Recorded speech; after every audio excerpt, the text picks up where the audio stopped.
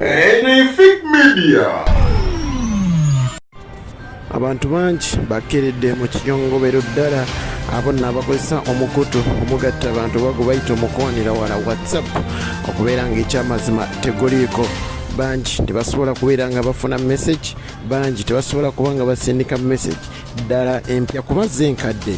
Mwana to osobola okubeera nga ate ozifuna manya musikwala haja Abdul Mnyamishafi Lwanga ng'eno nno okuleetedde report evudde ku mukutu gwennyini ogwa WhatsApp kisobodde okubeera nga kitegeerekeka nti WhatsApp tegiddwako ng'abangi badde balowooza nti erabika egiddwako mu ggwanga Uganda lyokka nedda, wabula abantu bangi basobodde okubeera nga tebasindika message ez'emulugonya nti lwaki WhatsApp zaffe teziriiko. Okusinziira ku mukutu guno gu WhatsApp agugamba nti ekyamazima naffe twali tulinakuba nga tukizuula naye tufunye abantu abasoba mu kakaaga nga batusindikira obubaka obutubuuza kiddala ekyatuuse ku WhatsApp oba twagaddewo tusobole okubeera nga ate tubabuulira, naye tuli mu kukola butaweera butassa mukono okulaba nga omukutu guno eno guddako ate abantu baddemu okuba nga ate bakakkalabya emirimu gyabwe. Jjukira nti abantu bangi emirimu gyabwe bagikolera ku mukutu guno gu WhatsApp ate okulaba nga bafuna ekigulira magala eddiba. Abantu balowoozezza nti oba eŋŋumi ezagenze ku majjambere zaleese obuzibu.